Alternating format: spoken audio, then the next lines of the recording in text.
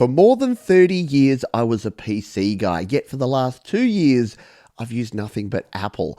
Why has that happened? What's my story? That's what we're going to talk about here today. My name is Pete Johns. This is Studio Live today. My goal around here is to help you create, record, and release your best music. We do that through tips and tricks and tutorial videos, as well as this weekly podcast. If you want to find out all the ways you can get involved, studiolivetoday.com. So what motivated me to talk about this today and potentially bring on all the comments that are already being left in the description of this video and all the emails that I'll receive saying that I'm an Apple fanboy and I've drunk the Kool-Aid? Well, I just wanted to give a frank, open and honest reason as to why I now use Apple products, because it's probably not what you think. It is not because I've become some rich elitist person where I'm like, unless it's got that beautiful silver Apple logo on, I'm simply not going to use it. No, it's because I'm a lazy person. I like things that work. I like the convenience of having things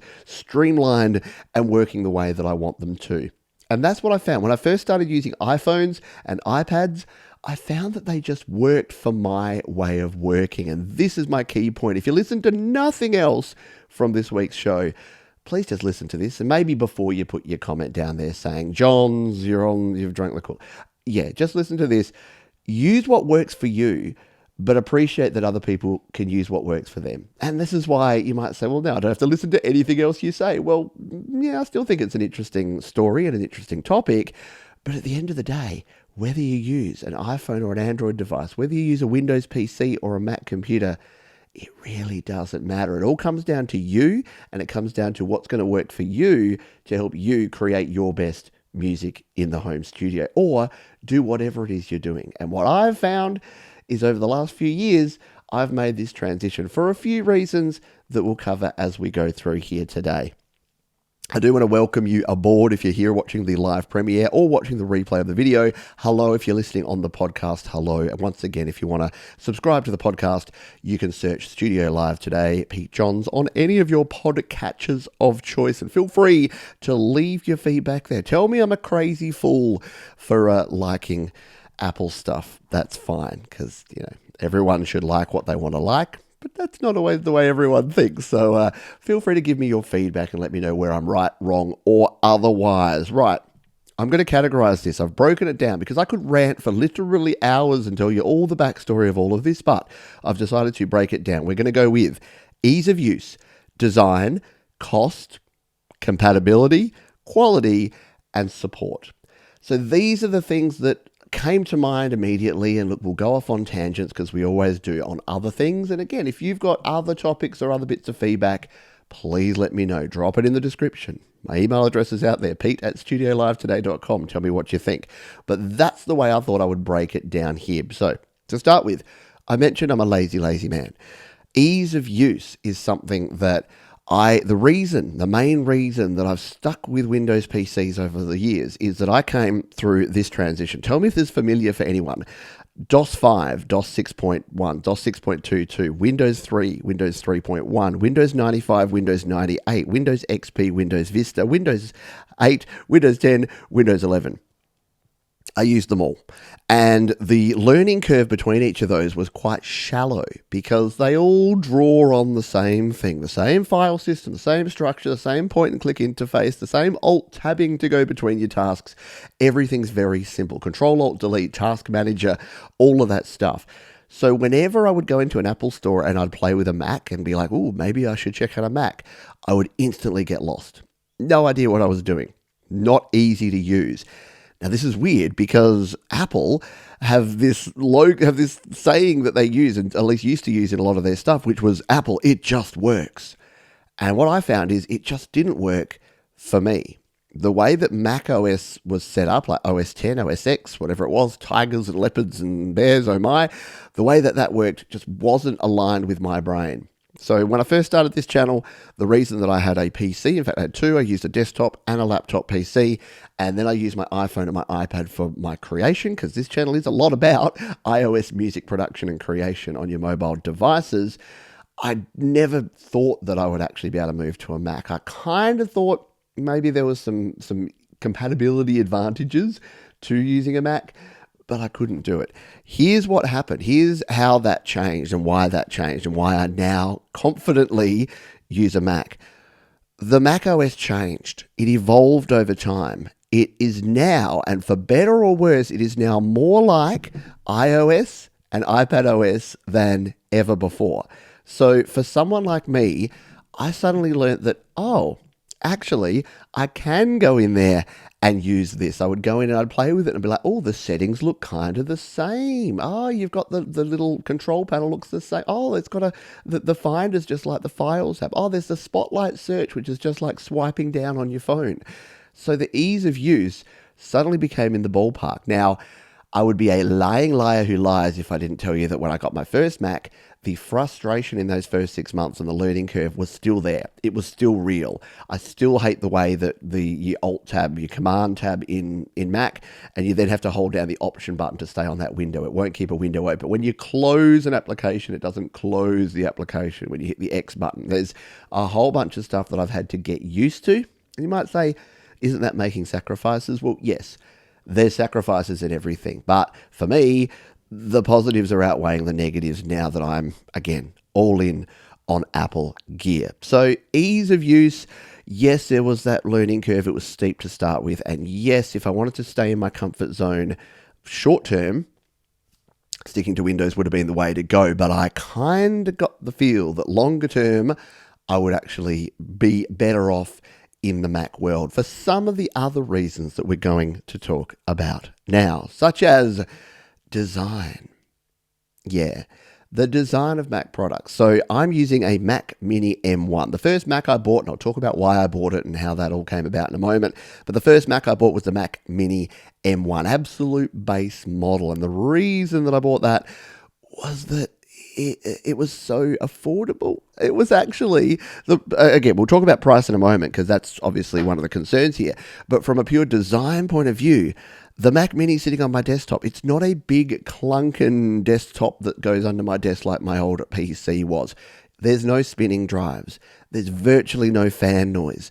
For someone producing in a home studio where you need something that just sits out of the way, does its thing, the design of this thing is pretty darn awesome. And it really does borrow from the iPhones, the iPads, and your other Apple devices. There's virtually no denying that if you want something that kind of looks cool, you go with Apple. Now, I've been a usability over looks person for my whole life. I want something that actually functions. Function over form, I guess, is what you'd say.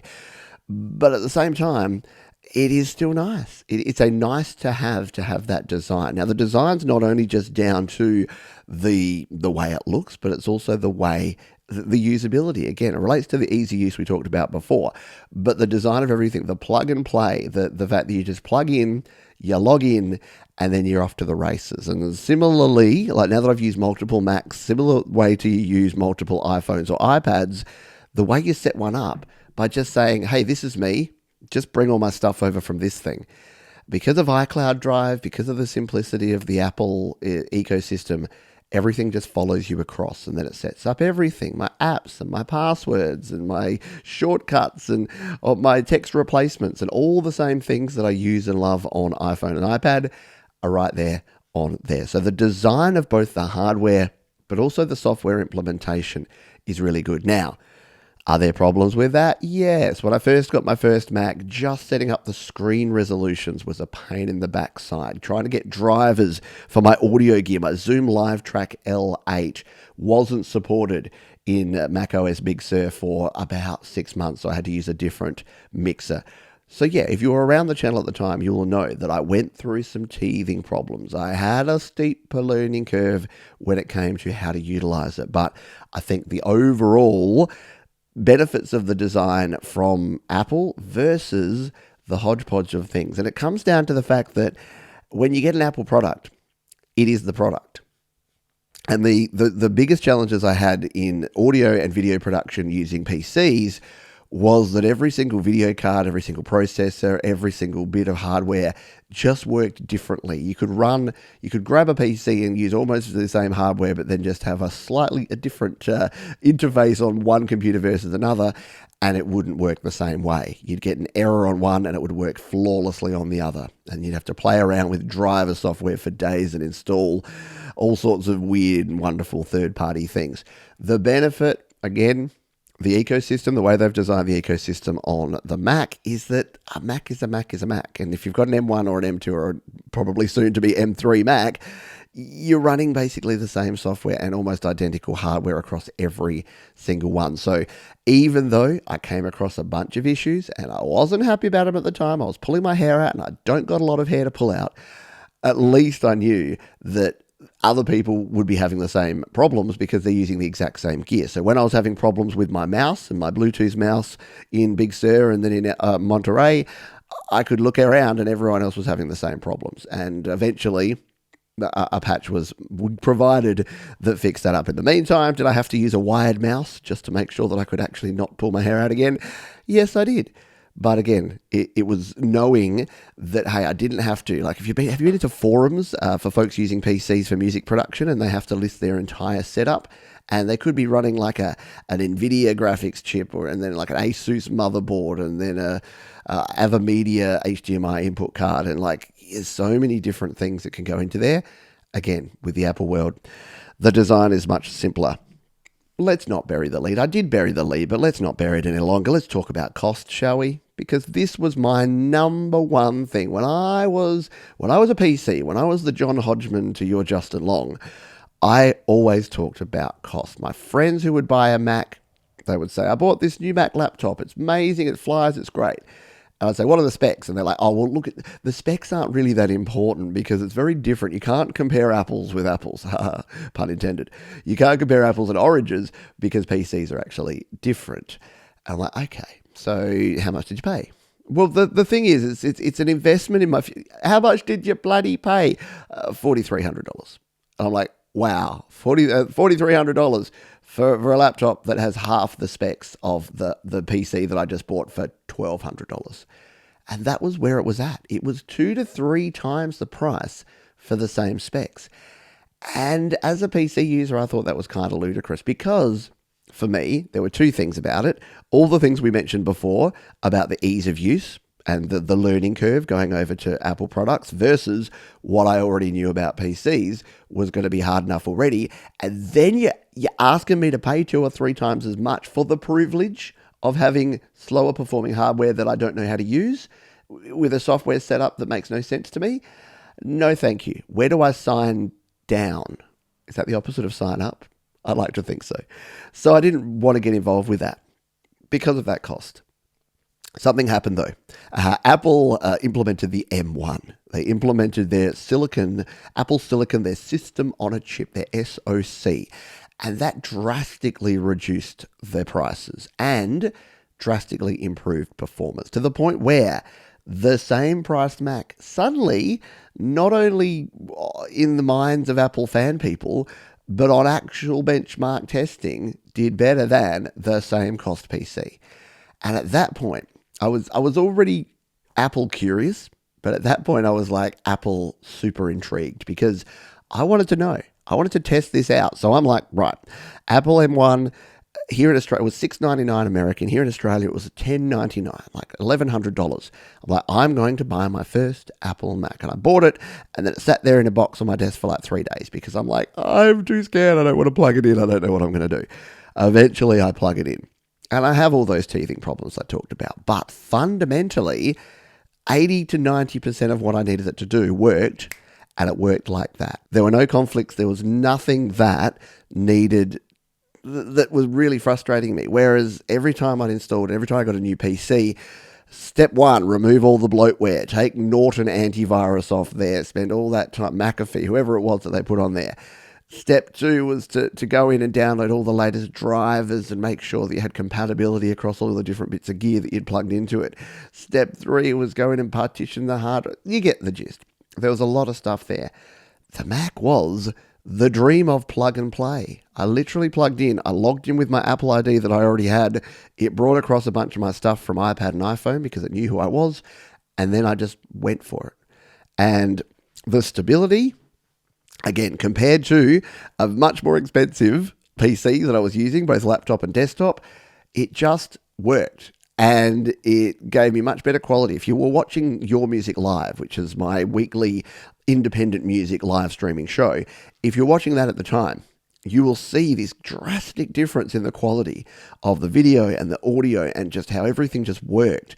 When I was using the PC, there'd be issues. The sound would drop in and out. There would be choppy video. It just really didn't work that well. Moved on to the M1 with the Mac.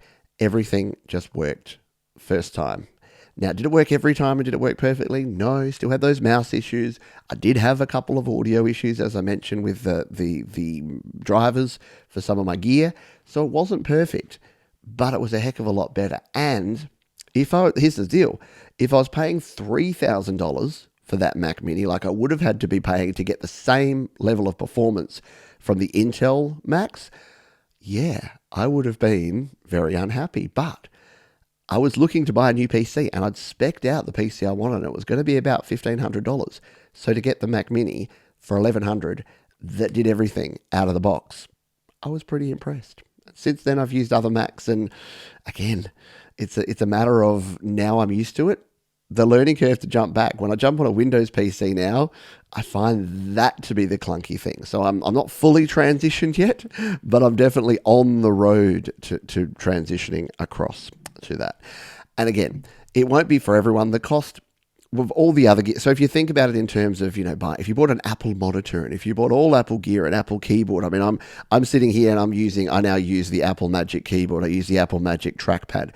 For those watching on the video version, I'm holding it up and yeah. Do I think everyone should rush out and spend $200 on an Apple branded keyboard?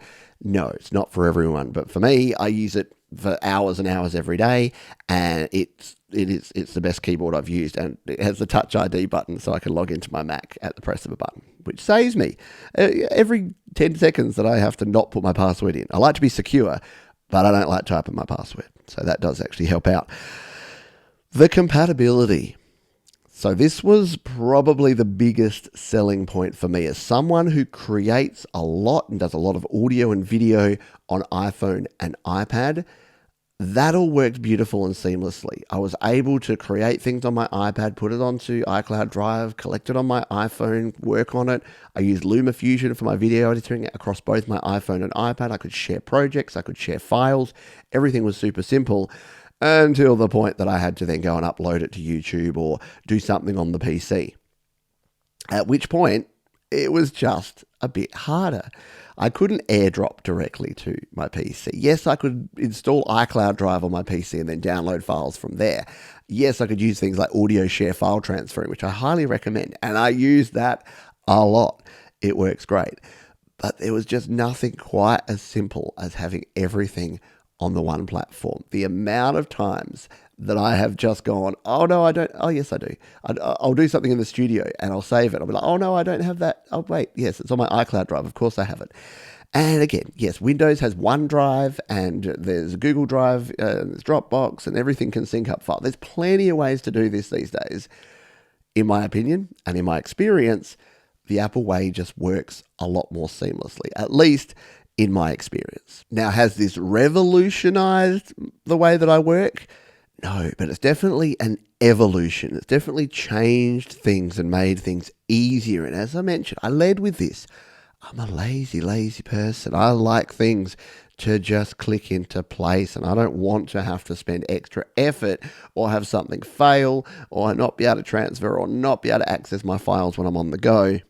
And the Apple ecosystem, for all the folks that will tell me that they're locking you into their ecosystem, you have to use their App Store, you have to use their AirDrop, you have to. Yes, I get it, and I understand, and I do. But I would actually prefer that over having to hodgepodge things together, which is weird. And this is why I opened with saying, use what works for you. Because when I was younger, here's the thing, I had a whole lot more disposable time, but I had zero disposable income. Now I've got some income to actually buy things to help solve problems, but I'm super low on time. So for me, the time saving of better compatibility is worth more to me than being able to hack something together. Yet some folks may be like, I love setting up these systems and structures. And I know people that spend twice as much time setting up their system for how they're going to manage things than actually doing the work. And I used to be one of those people. I'd spend so much time like, oh, look at this to-do system I've got here. I've got my to-do list. I've got my someday maybe list. I've got all these folders. I did the 43 folders thing for a while. I've got everything ready to go. And I found that I was spending, more time administrating than I was actually productivating. I don't know, productivating. I've said that a second time because I want to see how the YouTube closed captions handle that one. Productivating. I'll stop talking about it now. 2 more things to go. Let's talk about quality. So in terms of quality, the way that Apple stuff is put together, it's kind of next level. Now, yes, if you watch the Apple videos and if you watch their commercials and go to the Worldwide Developers Conference, or coming up in September, there'll be an iPhone 15 launch. They'll tell us that it's buttery smooth. They'll tell us that it's anodized, a single sheet of anodized aluminium with beautiful curves and wonderful bezels. And yeah, they'll use all the superlatives. But they're not actually that far from it. I know, I'm one of those. They're not actually that far from it, because when you hold an Apple device, the reason, have you noticed how many people don't, I use a cover on my iPhone and my iPads. Have you noticed how many people are out in the wild not using covers? I've actually asked a lot of people why that is. And they say to me that they love holding the device in their hands so much that they don't want to spoil that. And it comes back to the design again. Apple stuff is designed so nicely, but it's also the quality of it. They also know that, yeah, you're still going to crack your screen if you drop an Apple product, but I've dropped my iPhones and my iPads more time than I care to admit. And compared to other devices I've had, compared to my Nokias, compared to my Palm Trios that I used to use back in the day, these things can actually take a pretty decent wallop. I've been to the point where I've dropped Apple keyboards, I've dropped Apple mices. I accidentally put a speaker on top of my trackpad the other day and thought, uh-oh, that's not going to go well. It bounced back and was absolutely fine. So yeah, just the quality of the product is second to none, in my opinion. And they stand by their products too, which we'll talk about in a moment in the last one, which is the support. But yeah, when you hold an Apple product, when you use an Apple product, everything from the unboxing experience, yes, I know, wanky word, but unboxing experience, through to the setup, they were the first people to give you, do you remember when you used to buy consumer products and you would get them, they would have no battery? I didn't get that either. I didn't get it either, Siri. You would get the device. I remember my first Palm Trio. I was so excited to use it. It had the Palm operating system, had the little stylus, had the touch screen, the QWERTY keyboard, the physical keyboard. I was super stoked. And of course, I opened it, got it out of the box, and there's a big warning thing. It says, the lithium-ion battery in this will only work if you charge it for 6 hours before you use it for the first time. Talk about a letdown. Whereas again, Apple just said, we are going to give you at least 50% of battery so that when you get your brand new shiny phone, you can start using it out of the box straight away. And yeah, look, was that a slight risk? Could it slightly have impacted the battery life? Possibly.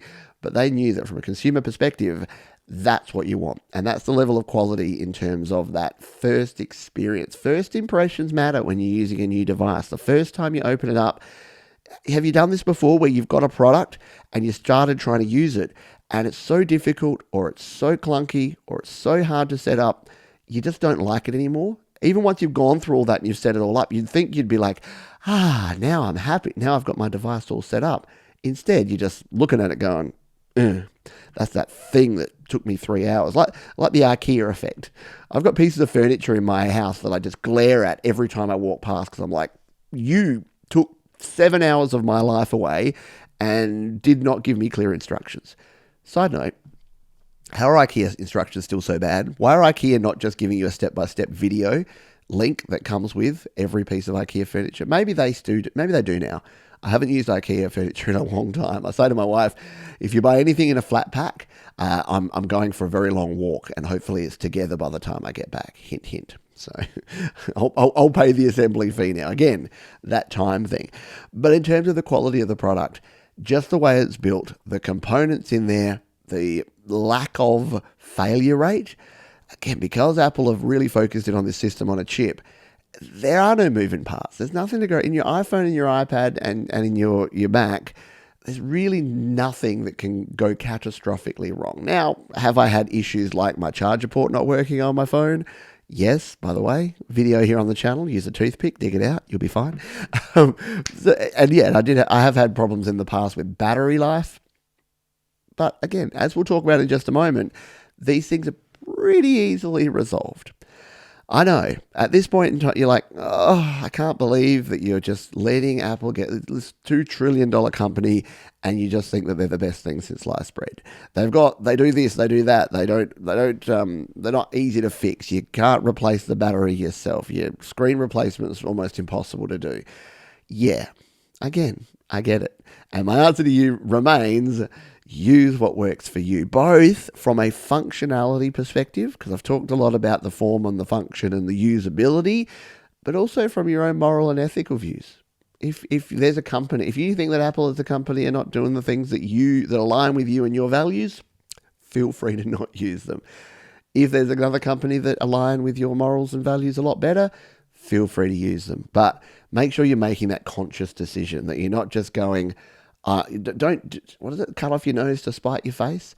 Don't not use the thing that's going to be the best for you for the wrong reasons, for just out of spite or out of, I don't want to be like those people who like Apple, because it's not going to work for you long term, in my humble opinion. And again, take all this with a grain of salt. I'm one person telling you a thing. As I've always said around here, and if you're new to Studio Live today, you might be hearing this for the first time, but anyone that gives you a definitive statement about what you should or shouldn't do when it comes to creativity is probably not right. And I say that because there's so many different ways to do things. There's so many different ideas and opinions and people that I can't say to you definitively that you should do X, Y, or Z, because it's all going to be different. And this is the big problem that a lot of people have. They follow people who say things that are definitive statements. And in the world of creativity, in the world of technology, it ain't no black and white. It's the same in the rest of the world. There's no black and white. And unfortunately, anyone that says they have all the answers and preaches it as one thing and everyone should believe or everyone should do this one thing, it's generally not the case. And I think you can probably draw the conclusions to where I'm going with that, because it's not just about the technology you use, it's about most things in life. Don't be a follower, listen to all the opinions, and then make up your own mind about what's going to work best for you, because you're the one that has to use it and create music or do whatever you're doing. Let's talk about the last topic item here, which is support. Now, I know some of you will have had bad experiences with support from Apple or support from any other company. No one is perfect. As they say in The Simpsons, nobody's nerfect. But I got to tell you, compared to other companies. So I live here in Adelaide, South Australia. I'm very lucky that we have an Apple store here in Adelaide, South Australia. When something goes wrong with one of my Apple devices and I need support, I don't spend a whole lot of time searching around. I don't spend a whole lot of time on forums or trying to watch videos or work it out. I spend about 5 minutes and I go onto the Apple website and I put in my details and I check when the next Genius Bar appointment is and I book an appointment. I go into the Apple store, I show them my problem, and 95% of the time they fix it. Sometimes I have had issues where it hasn't been fixed or it's cost money to fix. Things like my battery on an old iPhone 6S that I had. But again, this was a 5-year-old phone that the battery just needed replacing and the screen needed replacing. And I didn't expect that they would do that for free. They did it for a pretty reasonable price and they did a bloody good job of it. And I still use that phone as a backup phone to this very day. But what I tend to find is that they will go out of their way to try to actually fix it and help it. Now, you can look at this in two ways. You can say that their after-sales service and their support is in place so that you become, like me, an Apple fan person and you continue buying more Apple products. And I agree, because guess what? One of the best sales tactics is great customer service, because word of mouth or word of mouse is very important when it comes to buying products. You're watching this video right now, and this is a generally positive video about Apple. If Apple had screwed me over repeatedly, this would not be a positive view on that company. So they have gone out of their way for me, and it's not just because I'm me. I've had other people, I've had friends and I've had family that have gone through the same experience. I don't think that there's a special little tick box next to John's, and when John's goes into the Apple store, he gets a whole different treatment. No, because I've actually watched other interactions. Whenever I go to the Apple store, because look, one of the things is sometimes you have to wait around a bit. You sit on the cube, you watch the screen, but I tend to people watch, and I watch a lot of people, and there's a lot of surprise and delight going on in that place. Look, there is. For every 20 people that are looking happy, there's probably one that's having a very heated discussion or is really unhappy that something has gone wrong. And look, I don't know where the fault lies there or who's to blame or whether their expectations are realistic or what the situation is. But yeah, it won't always be perfect. But again, when I've had friends, look, I don't normally get involved in these conversations. But when people say to me, oh, yeah, I can't believe you use an Apple Mac. Apple are terrible. And I'm like, yeah, well, I guess you could say that. But when I had a problem with my Mac and I just take it to the Apple store and they take a look at it and they help me fix it, I mean, there ain't no Samsung store. There ain't no Asus store. There's no Acer store. There's not even a Microsoft store. If you're using a Microsoft Surface, something goes wrong with that, you're calling them up or you're web chatting with someone. You're not actually able to go and speak to a real person in your own city and get a resolution usually same day. So, yeah, look, have I drunk the Kool-Aid? Have I been pulled in to the world of Apple and think that they're better than they deserve to be? Who knows? But I can only go on my personal experience and the experiences of other people around me that more often than not, they've been able to resolve that and provide that level of support because, again, they don't have a whole lot. They've simplified things down. I think the one thing, if I had to put my finger on it, the thing that I like most about Apple, and the biggest concern I have about Apple actually, is that they're very simple. They have a very simple product line, very limited options, and this was a big Steve Jobs thing that he had when he was in charge. He wanted to there'd be a MacBook and a Mac. Look, now you got the MacBook Air, now you got the MacBook Pro, now you got iPad Air, Mini, Pro, Vanilla. Yeah, they have kind of expanded that product line out a little bit. And if I had my way, I'd love to see it contract back a little bit because I think it's a little too expansive right now. I would actually prefer it be simpler. But at the same time, the chips are basically the same in everything. So if you look at the M1 chip, it's just the A, is it 15 or 16? The M2 is just going to be the A. They all line up. They're basically using the exact same gear, the same memory, the same chips, the same processing in all of their different devices, be it iPhone, iPad, or Macintosh. And I think that just simplifies things down and makes things like after-sales support so much easier.